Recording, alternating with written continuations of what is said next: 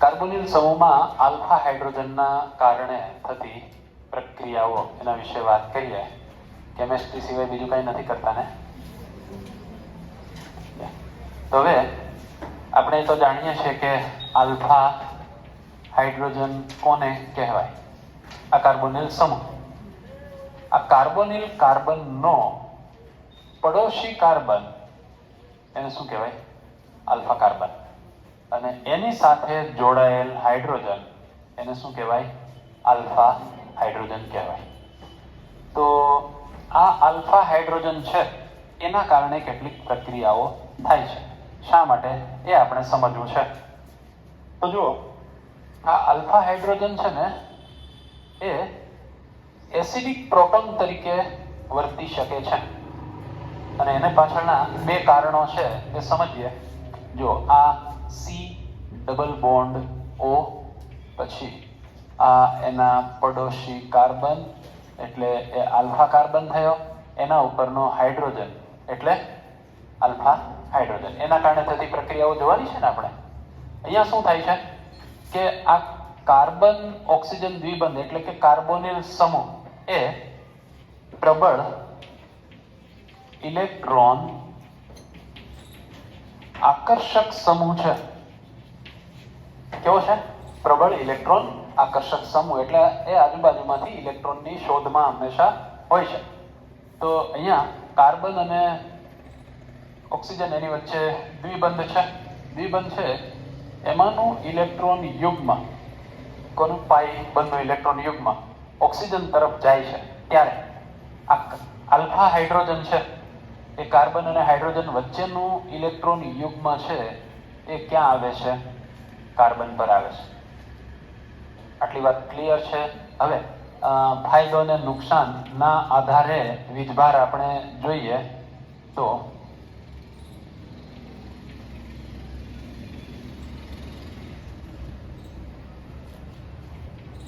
જો અહીંયાથી H છે એ H+ તરીકે દૂર થાય. H+ એટલે શું? એસિડ. સામાન્ય રીતે એસિડને દૂર કોણ કરી શકે? બેઝ દૂર કરી શકે. એટલે કે કોઈ બેઝની હાજરીમાં જ્યારે પ્રક્રિયા કરવામાં આવે છે, કોની હાજરીમાં? બેઝની હાજરીમાં, ત્યારે અહીંથી પ્રોટોનને આકર્ષે ને. પ્રોટોન આવે એટલે કે ઇલેક્ટ્રોન વગર જ આવવાનો છે હાઇડ્રોજન. તો એ ઇલેક્ટ્રોન યુગ્મ અહીંયા જાય. અહીંયાથી આ દૂર થયું, અહીંયા આવી ગયા બે ઇલેક્ટ્રોન. આને તો એક ઇલેક્ટ્રોનનો ફાયદો થયો કે નહીં? ફાયદો થયો એટલે એના ઉપર ઋણ વીજભાર આવ્યો. અને આવું થવાનું કારણ તો આ પ્રબળ ઇલેક્ટ્રોન આકર્ષક સમૂહ છે માટે આ ઇલેક્ટ્રોન યુગ્મ અહીંયા આવે છે. જો આને આમ દર્શાવેલું છે. અને ત્યાં આવે એટલે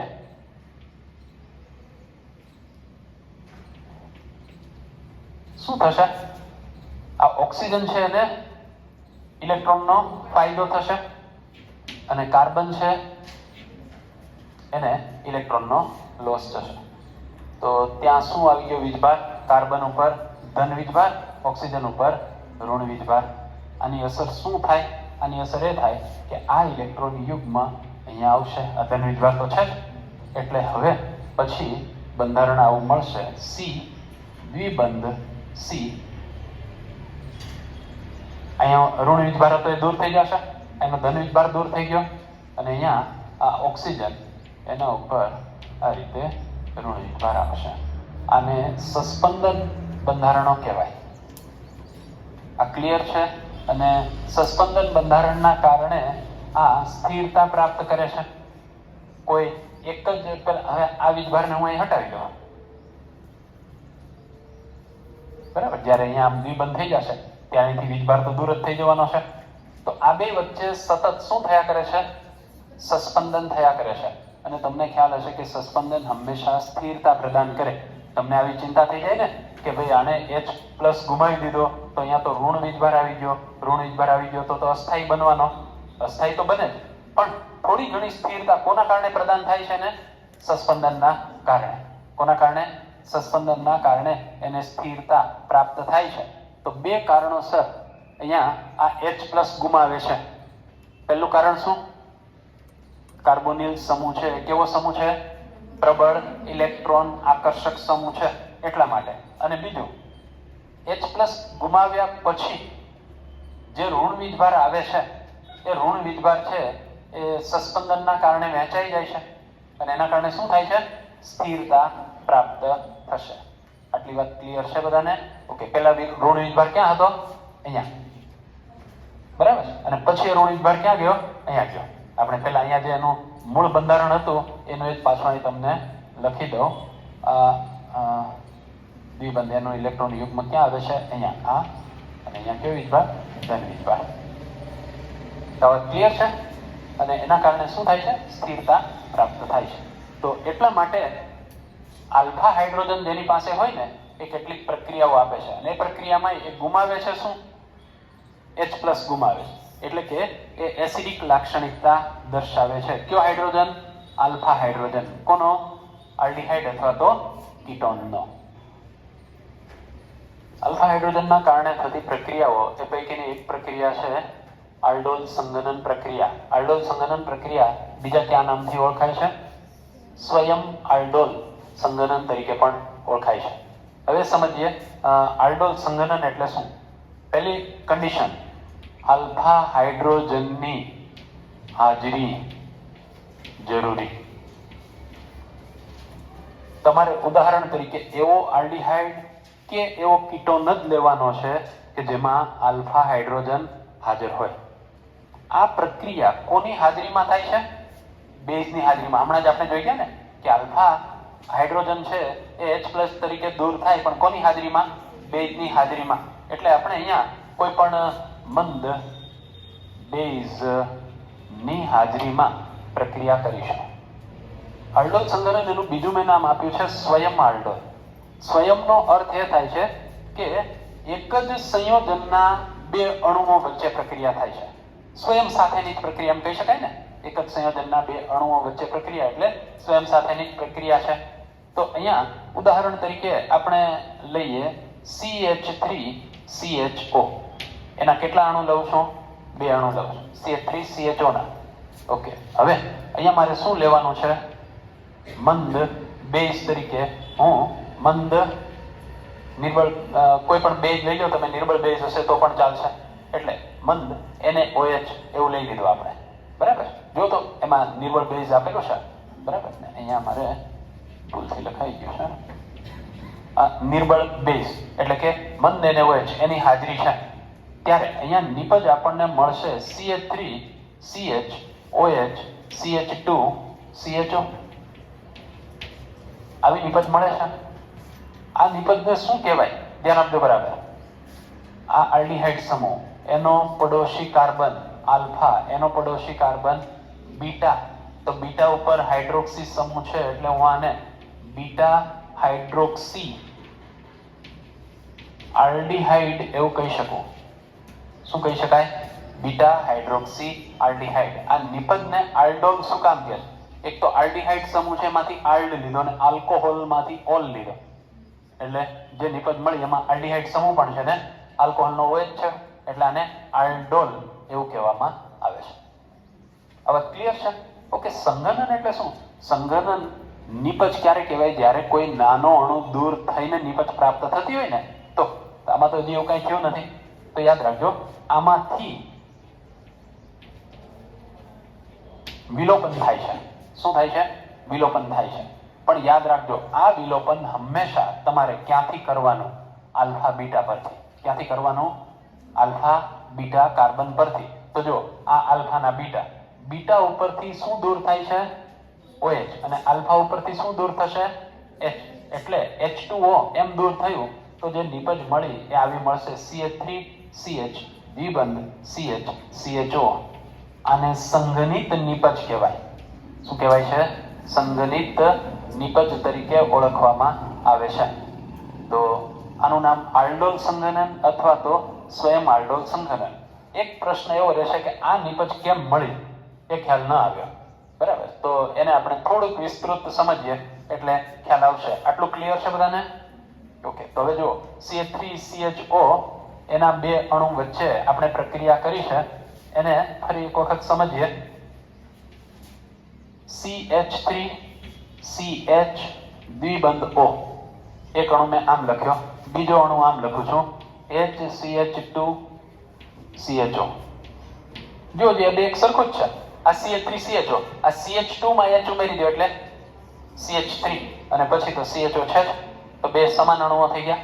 હવે હાજરી કોની? આપણે મંદ NaOH આની હાજરી લઈએ. હવે શું થશે જો બરાબર સમજો, આને ધ્યાન આપજો. આ CH3CH દ્વિબંધ O, આ દ્વિબંધમાંથી એક બંધ તૂટ્યો. સ્વાભાવિક છે કે એનું ઇલેક્ટ્રોન યુગ્મ ક્યાં જશે? ઓક્સિજન ઉપર કે કાર્બન પર? ઓક્સિજન પર, બરાબર છે. એટલે અહીંયા આવશે તો આના ઉપર ઋણ વિજભાર ને અહીંયા શું આવશે? ધન વિજભાર. આમાંથી શું કરવાનું છે? આલ્ફા હાઇડ્રોજન છે એ H+ તરીકે દૂર કરો. કોને? આલ્ફા હાઇડ્રોજનને H+ તરીકે તમે દૂર કરો. મને કહો જોઈએ એ H+ આમાં જશે ક્યાં? O- ઉપર, એટલે અહીંયા OH તટસ્થ બની ગયું. હવે આમાંથી હું H+ કાઢું તો બાકી શું વધે?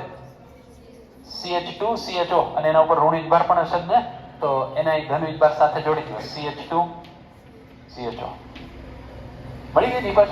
કેમ મળી? ખ્યાલ આવ્યો? થઈ જાય ને આવી રીતે બનાવી શકો ને નિપજ તમે. એકના દ્વિબંધમાંથી એક બંધને તોડવાનો અને એકમાંથી આલ્ફા હાઇડ્રોજનને દૂર કરવાનો. આ કરશો એટલે તમને નિપજ સરળતાથી મળી જશે. આ ક્લિયર છે વાત? ઓકે. હવે બીજું એક ઉદાહરણ લઈએ આપણે આનું જ, સ્વયં આલ્ડોલ સંઘનનનું જ. CH3C double bond O CH3 એવું મારે લેવું છે. તો C ડબલ બોન્ડ O અને અહીંયા CH3 લખું, કઈ વાંધો છે કોઈને? લખી શકાય આ રીતે? ઓકે. પ્લસ, હવે પ્લસ પાછો મારે લેવાનો છે તો આનો જ અણુ એસિટોનનો જ. શું કરું? CH3 હતું એની જગ્યાએ CH2CO CH3. અહીંયા મેં કોને અલગ દર્શાવ્યો? હાઇડ્રોજનને. એ આલ્ફા છે. હા, કીટોનની બાજુનો કાર્બન છે. જો આ કીટોન સમૂહ, એની બાજુનો કાર્બન, એના ઉપરનો હાઇડ્રોજન, એટલે આલ્ફા હાઇડ્રોજન. એટલે જો મેં હકીકતે આ જ કર્યું છે. CH3CO CH3 વત્તા CH3CO CH3.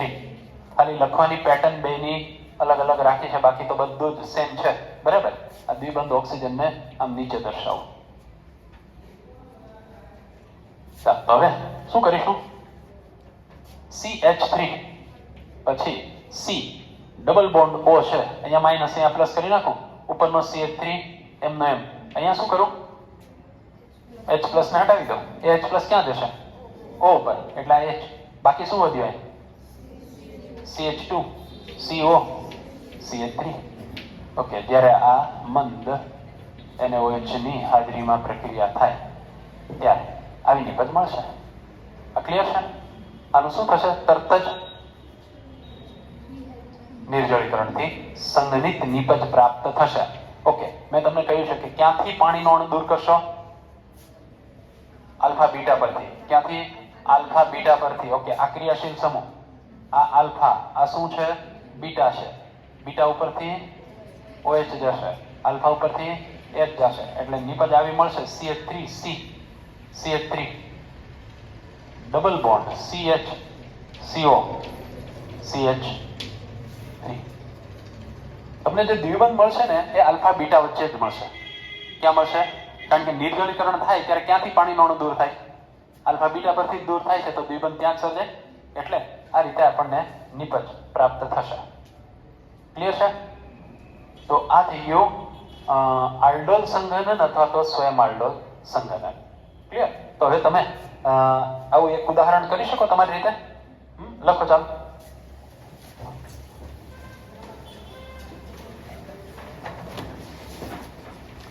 CH3 CH2 CHO વત્તા એનું એક CH3 CH2 CHO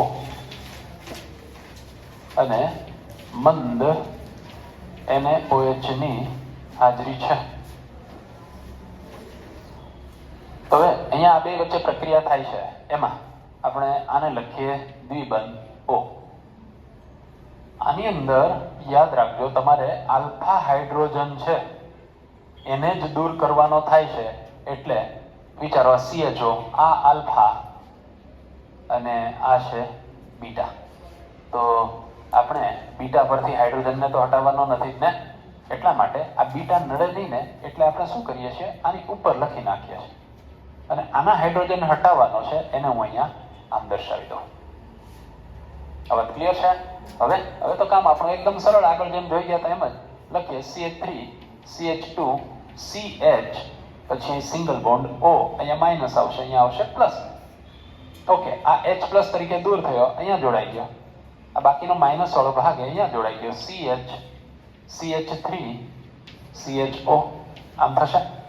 હવે આમાંથી પાણીનો અણુ દૂર થાય છે નિર્જલીકરણથી, ત્યારે પણ યાદ રાખો આલ્ફા બીટા પરથી આ આલ્ફા છે ને આ છે બીટા, તો અહીંયાથી જશે OH, આલ્ફા ઉપરથી જશે H, એટલે મળશે CH3 CH2 CH દ્વિબંધ C CH3 CHO. આ થઈ ગઈ એની નિપજ. ક્લિયર છે? હવે બીજી પ્રક્રિયા જોઈએ આપણે, ક્રોસ આલ્ડોલ સંઘનન.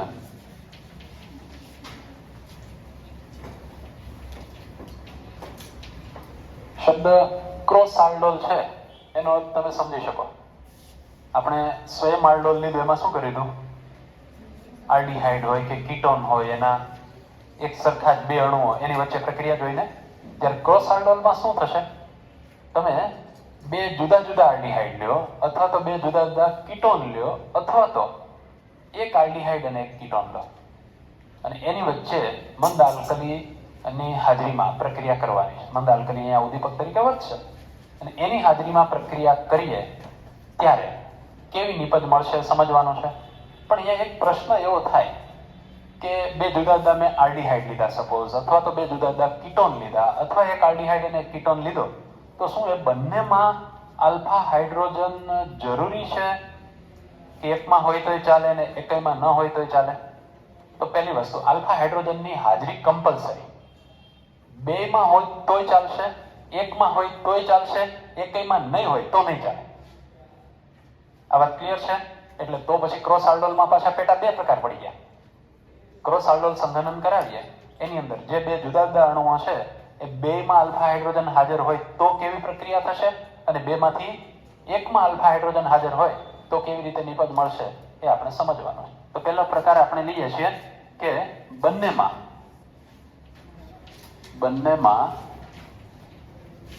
આલ્ફા હાઇડ્રોજનની હાજરી હોય. ઓકે, એવું ઉદાહરણ લઈએ આપણે, જેમ કે CH3 CHO વત્તા CH3 CH2 CHO. ધ્યાન આપજો અહીંયા, આ ઇથેનોલ છે ને આ છે પ્રોપેનોલ. આ ક્લિયર છે બધાને? આની અંદર આ આલ્ફા, એના ઉપર હાઇડ્રોજન છે કે નહીં? છે.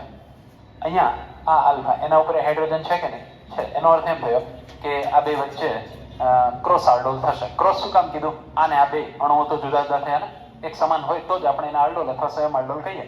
તો હવે આની મંદ આલ્કલી એટલે કે મંદ NaOH એની હાજરીમાં પ્રક્રિયા થાય ત્યારે યાદ રાખજો જુદી જુદી 4 નિપજો મળે છે. કેટલી?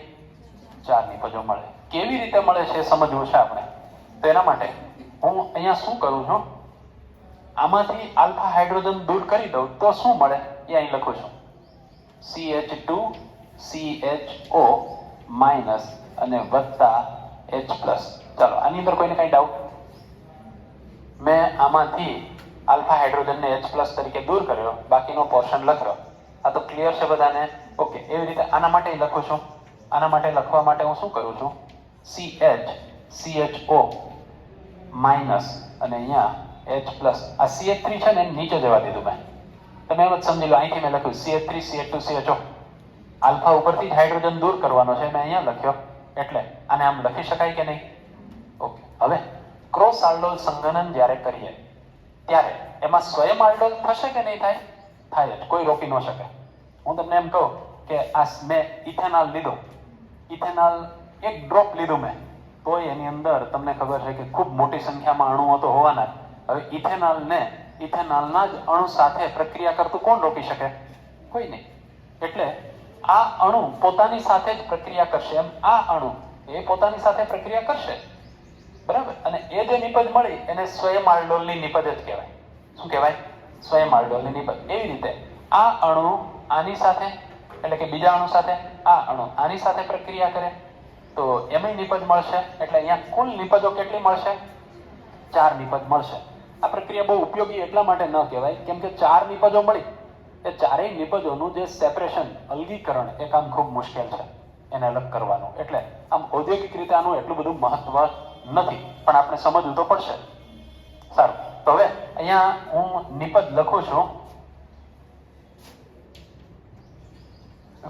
તો હવે પેલા સ્વયં આલ્ડોલની 2 નિપજ લખવી છે. તો CH3CHO મેં પેલા જેમ કર્યું તો એમ જ CH3CH આ દ્વિબંધ O, બરાબર. અહીંયા એના મેં આને ઇનોલેટ આયન કહેવાય. શું કહેવાય? ઇનોલેટ આયન. આમાં કેવી રીતે લખું કેવું જોઈએ મને? અહીં દ્વિબંધમાંથી એક બંધ તોડી નાખ્યો, આ H અહીંયા જોડી દઉં અને આ બાકીનો ભાગ છે એ અહીંયા જોડી દઉં, CH2CHO. ચાલો, ક્લિયર? ઓકે. હવે એવી રીતે આ લખાવો જોઈએ, CH3CH2CH દ્વિબંધ O એમ છે, બરાબર. હવે H છે એને અહીંયા જોડી દો. ઓકે. અને CH રહી ગયો ને? હા. અને આ CH પછી CH3 અને CHO આમ લખી શકાય કે નહીં? આ 2 નિપજો મળીને એ સ્વયં આલ્ડોલથી મળેલી છે. કોનાથી મળેલી છે? સ્વયં આલ્ડોલથી પ્રાપ્ત થયેલી નિપજો છે. ઓકે. હવે હું ક્રોસ આલ્ડોલ કરું છું. એ પણ એકદમ ઈઝી જ છે, સમજજો બરાબર. અહીંયા આ CH3CH દ્વિબંધ O આને મેં લખ્યો. હવે એની પ્રક્રિયા મારે અહીંયા કરવાની છે. દ્વિબંધમાંથી એક બંધ તૂટ્યો તો આ H અહીં જોડી દીધો, આ બાકીનો ભાગ છે ને અહીં જોડી દો, CH3CH2CHO. ચાલો, આની અંદર કોઈને કઈ ડાઉટ નહીં? હવે આ અણુ લઈ લો હું, CH3CH2CH દ્વિબંધ O આ લખ્યું મેં. આમાં એક બંધ તોડ્યો મેં. હવે અહીંયા H જોડી દીધો એ કયો? આ. અને બાકીનો ભાગ જોડી દીધો અહીંયા, CH2CHO. તો કુલ કેટલી નિપજો મળી? 4 નિપજો મળી ક્રોસ આલ્ડોલ દ્વારા. હવે એનું શું થાય છે? સંઘનન. સંઘનન થાય એટલે પાણીનો અણુ દૂર થાય. ક્યાંથી દૂર થશે? આલ્ફા બીટા પરથી. એટલે -H2O. આ છે આલ્ફા, આ છે બીટા, બીટા પરથી OH અને આલ્ફા પરથી આ H. એમ દૂર થાય એટલે પાણીનો અણુ દૂર થયો. પાણીનો અણુ દૂર થાય તો મળે CH3CH દ્વિબંધ CH એવી રીતે આમાં પણ આપણે પાણીનો અણુ દૂર કરીએ તો CH3CH2CH દ્વિબંધ CH3CHO. આ આલ્ફા કાર્બન, એના ઉપરનો હાઇડ્રોજન, આ બીટા કાર્બન, એના ઉપરનો OH. ઓકે. એવી રીતે આમાંથી પાણીનો અણુ દૂર કરું તો આ છે આલ્ફા, આ છે બીટા, બીટા પરથી OH, આલ્ફા પરથી H2O દૂર થયો તો CH3CH દ્વિબંધ CH3CHO. એવી રીતે અહીંયાથી હું પાણીનો અણુ દૂર કરું તો આ આલ્ફા, આ છે બીટા, અહીંયાથી OH, અહીંયાથી H જાય તો મળે CH3CH2CH દ્વિબંધ CH તો આવી 4 નિપજો પ્રાપ્ત થશે, બરાબર છે. એટલે આ સંઘનિત નિપજ કહેવાય પાણીનો અણુ દૂર થયા પછી. આઈયુપીએસસી નામકરણ તમને આવડે જ છે, 1 2 3 4. તો આને બ્યુટ 2 ઇનાલ એવું કહી શકાય. CHO તો હંમેશા છેડે જ હોવાનો એટલે બ્યુટ 2 ઇનાલ. અહીંયાથી નંબર આપીએ 1 2 3 4 5. તો 2 ઉપર મિથાઇલ છે એટલે 2 મિથાઇલ પેન્ટ 2 ઇનાલ. એવી રીતે આની અંદર નંબર 1 2 3 ને 4 એટલે આનું નામ થશે 2 મિથાઇલ બ્યુટ 2 ઇનાલ. ઓકે. એવી રીતે આનું નામકરણ કરવું છે. નંબર અહીંથી આપીએ 1 2 3 4 અને 5 એટલે પેન્ટ 2 ઇનાલ. તો આવી 4 નિપજો પ્રાપ્ત થશે. હવે ક્રોસ આલ્ડોલની અંદર આપણે બીજો પ્રકાર જોઈએ. બીજા પ્રકારમાં આપણે જે 2 જુદા જુદા આલ્ડીહાઇડ અથવા તો જુદા જુદા કીટોન લઈએ છીએ અથવા તો એક આલ્ડીહાઇડ અને એક કીટોન લઈએ છીએ તો એની અંદર એકમાં આલ્ફા હાઇડ્રોજન હાજર હશે અને બીજામાં આલ્ફા હાઇડ્રોજન હાજર નહીં હોય, તો એની વચ્ચે કેવી રીતે પ્રક્રિયા થાય છે એ સમજીએ.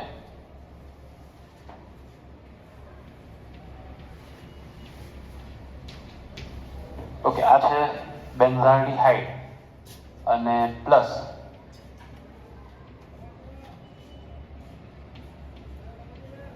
આ છે સુગંધી પદાર્થ એસિટોફિનોન. શું નામ છે આનું? બેન્ઝાલ્ડીહાઇડ અને આ એસિટોફિનોન. સારું, પહેલા તો આલ્ફા કાર્બન શોધી લઈએ એટલે આલ્ફા હાઇડ્રોજનની ખબર પડે આપણને. આમાં આલ્ફા કાર્બન ક્યાં? બેન્ઝાલ્ડીહાઇડમાં આ રિંગનો કાર્બન, આ આલ્ફા કાર્બન. એની પાસે હાઇડ્રોજન હશે નહીં હોય, કારણ કે એક હાઇડ્રોજન દૂર થયો ત્યારે તો CHO જોડાયો છે, એટલે આમાં આલ્ફા હાઇડ્રોજન નથી. ઓકે, આની અંદર આમાં હશે કે નહીં હોય? નહીં હોય, પણ જમણી બાજુનો એ આલ્ફા જ ગણાશે. આપણે નામકરણમાં એવું જોઈ ગયા છીએ, યાદ છે ને? Alpha alpha dash, beta beta dash, એવું. તો આ આલ્ફા જ છે. એની પાસે હાઇડ્રોજન છે કે નહીં? છે. આનો અર્થ શું થયો? બેમાંથી એક પાસે આલ્ફા હાઇડ્રોજન છે, બીજા પાસે આલ્ફા હાઇડ્રોજન નથી. ઓકે, હવે આની વચ્ચે પ્રક્રિયા કરવી છે. આના આલ્ફા ઉપરથી હાઇડ્રોજન હોય તો દૂર થાય છે જ નહીં, એટલે આમાં જ હું સીધું CH દ્વિબંધ O કરી નાખ્યું મેં. બરાબર. આની અંદર મેં શું કર્યું? અહીંયા કરી નાખ્યું CH2H. એટલે મને ખબર પડી ગઈ આની પાસે આલ્ફા હાઇડ્રોજન છે જ નહીં, દૂર કરવાનો પ્રશ્ન જ નથી આવતો. આની પાસે છે. બરાબર. એટલે હવે પ્રક્રિયા થાય છે કોની હાજરીમાં? મંદ NaOH એની હાજરીમાં પ્રક્રિયા કરીએ તો નિપજ શું મળશે જુઓ. CH દ્વિબંધ O, એક બંધ તોડી નાખો. O સાથે શું જોડી દો? H. એ આ H છે, બાકીનો ભાગ અહીંથી જોડવો પડે. CH2 જેની સંયોજકતા ખાલી પડી એ જોડાઈને તો આ કાર્બન જોડાશે. CH2 C double bond O. આ રીતે આમ થશે. ઓકે, હવે ફરી પાછું આપણે શું કરવાનું છે? એનું એક આલ્ફા બીટા ઉપરથી પાણીનું અણુ છે અને દૂર કરીએ. -H2O. આ છે આલ્ફા, આ છે બીટા. કીટોનની પડોશમાં આવેલો કાર્બન એ આલ્ફા, એની પડોશમાં બીટા. આ OH, આ H, H2O દૂર થયો તો નિપજ મળે CH દ્વિબંધ CHCO.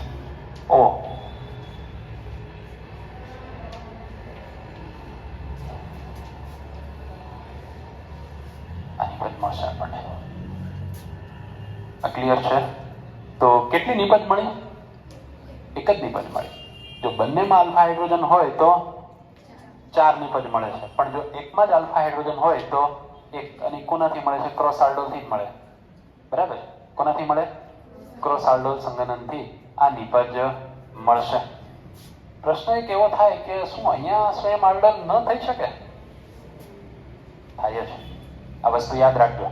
અહીંયા પણ સ્વયં આલ્ડોલ, ભલે આ નહીં કરી શકે, આની પાસે આલ્ફા હાઇડ્રોજન નથી, પણ આ તો કરી શકે ને, એટલે એને સ્વયં આલ્ડોલની નિપજ મળે. બરાબર. પણ એ પણ અહીંયા દર્શાવી નથી. આ ખાસ યાદ રાખજો. આના સ્વયં આલ્ડોલ સંગનનથી નિપજ તો પ્રાપ્ત થાય જ, પણ આ નિપજ છે મુખ્ય નિપજ ગણી અને એક જ દર્શાવવામાં આવી છે. આપણે એક બીજું ઉદાહરણ લઈએ. બીજા ઉદાહરણમાં એક સંયોજન લઈએ છીએ આપણે બેન્ઝાલ્ડીહાઇડ અને પ્લસ CH3CHO એટલે કે એસિટાલ્ડીહાઇડ. જોજે આમાં એક પાસે આલ્ફા હાઇડ્રોજન છે અને બીજા પાસે નથી. કોની પાસે નથી? બેન્ઝાલ્ડીહાઇડ છે, એમાં આલ્ફા હાઇડ્રોજન નથી, આની પાસે આલ્ફા હાઇડ્રોજન છે. કેટલી નિપજ મળશે મંદ આલ્કલીની હાજરીમાં? એક જ. ઓકે, તો આ મંદ NaOH એની હાજરીમાં પ્રક્રિયા કરીએ ત્યારે જે નિપજ મળશે જુઓ. હું આને આ રીતે દર્શાવી દઉં, આને આ રીતે દર્શાવી દઉં CH2 અને અહીંયા H. તો અહીંયા CH ડબલ બોન્ડો છે, એમાંથી એક અહીંયા હાઇડ્રોજન અને અહીંયા CH2 CHO આવું મળશે. પછી આમાંથી પાણીનો અણુ દૂર થતા શું મળશે? CH દ્વિબંધ CH આનું નામ છે સિન્નેમાલ્ડિહાઇડ. શું કહેવાય છે? સિન્નેમાલ્ડિહાઇડ. ઓકે, IUPAC નામ આપવું હોય તો આપી શકીએ. 1, 2 અને 3. 3 ઉપર ફિનાઇલ છે, લખો 3 ફિનાઇલ. પછી પ્રોપ 2 ઇનાલ, 3 ફિનાઇલ પ્રોપ 2 ઇનાલ એટલે સિન્નેમાલ્ડિહાઇડ થશે. તો આપણે આની અંદર કેનિઝારો પ્રક્રિયા કોણ આપે છે? જેમાં આલ્ફા હાઇડ્રોજન હાજર ન હોય તેવા આલ્ડીહાઇડના 2 અણુઓ સાંદ્ર આલ્કલીની હાજરીમાં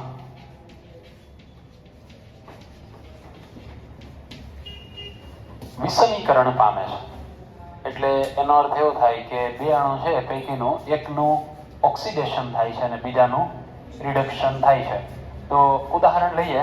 ઉદાહરણમાં ખાસ ધ્યાન રાખજો, હું એવા જ આલ્ડીહાઇડનો ઉપયોગ કરી શકીશ કે જેમાં આલ્ફા હાઇડ્રોજન ન હોય. આ ફોર્માલ્ડીહાઇડ છે કે નહીં, HCHO, આલ્ફા કાર્બન જ નથી તો આલ્ફા હાઇડ્રોજન હોવાનો પ્રશ્ન જ નથી.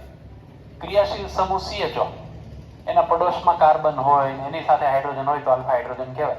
હું આમ લખું HCHO, એમાં ક્રિયાશીલ સમૂહ, એની સાથે ક્યાં હાઇડ્રોજન જોડાય, કાર્બન જોડાયેલો, તો આલ્ફા કાર્બન જ નથી તો આલ્ફા હાઇડ્રોજન હોય જ નહીં. તો આવા 2 અણુઓ છે ને એનો ઉપયોગ કરીએ આપણે. હું અહીંયા 2 અણુ લખું છું, આગળ 2 લખી નાખીએ તોય ચાલે અને આમ લખીએ તોય ચાલે. અહીંયા સાંદ્ર આલ્કલીની જરૂર છે, ખાસ યાદ રાખજો. પેલામાં આપણે મંદ NaOH લેતા હતા ને, આમાં શું લેવું પડશે? સાંદ્ર NaOH લેવું પડશે. લગભગ સાંદ્રતા આની કેટલી હોય છે? 50%. અહીંયા એકનું ઓક્સિડેશન થાય છે. આલ્ડીહાઇડનું ઓક્સિડેશન થવાથી કાર્બોક્સિલિક એસિડ મળે તો આપણે જાણીએ છીએ. તો એક કાર્બન વાળા આલ્ડીહાઇડમાંથી એક કાર્બન વાળો કાર્બોક્સિલિક એસિડ મળે. બીજાનું રિડક્શન થાય તો જોજો અહીંયા આમ છે HC double bond OH reduction થાય એટલે અહીંયાથી એક બંધ તૂટશે એટલે એક સંયોજકતા આની એકાની ખાલી પડશે. અહીંયા હાઇડ્રોજન જોડાશે, અહીંયા હાઇડ્રોજન જોડાશે એટલે આ શું મળ્યું? CH3OH એટલે કે મિથેનોલ મળ્યો. અહીંયા ફોર્મિક એસિડ, પણ જેવો ફોર્મિક એસિડ બને બેઝની તો હાજરી છે જ. બેઝની હાજરી છે ને એટલે એમાંથી ક્ષાર બની જાય એસિડ બેઝ તટસ્થીકરણથી અને અહીંયા મળે સોડિયમ ફોર્મેટ. શું મળશે? સોડિયમ ફોર્મેટ મળશે. આ વાત ક્લિયર? ઓકે. હવે અહીંયા હું આ ફોર્માલ્ડીહાઇડ અથવા મિથેનોલ એની જગ્યાએ બીજું એક ઉદાહરણ લઈ શકું.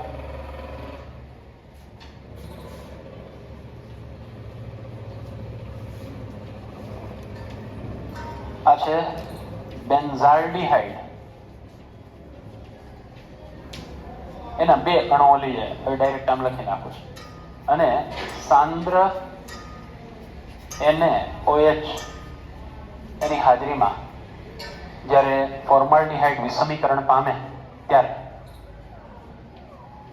આપણે એક ઓક્સિડેશનથી બનાવીએ તો પેલા COOH અને પછી એમાંથી COO બની જશે. આ બની ગયો સોડિયમ બેન્ઝોએટ. શું નામ છે આનું? Sodium benzoate. ઓકે. પ્લસ હવે રિડક્શન થશે. ઓક્સિડેશનથી સોડિયમ બેન્ઝોએટ મળ્યું, રિડક્શનથી CH2OH મળશે. અહીંયા C ડબલ બોન્ડ O હતા, આને આમ લખી શકું CH ડબલ બોન્ડ O. એક બંધ તૂટે, 2 બાજુ એક હાઇડ્રોજન જોડો તો CH2OH મળશે એટલે કે બેન્ઝાઇલ આલ્કોહોલ મળશે. ઓકે. તો આને કઈ કેનિઝારો પ્રક્રિયા.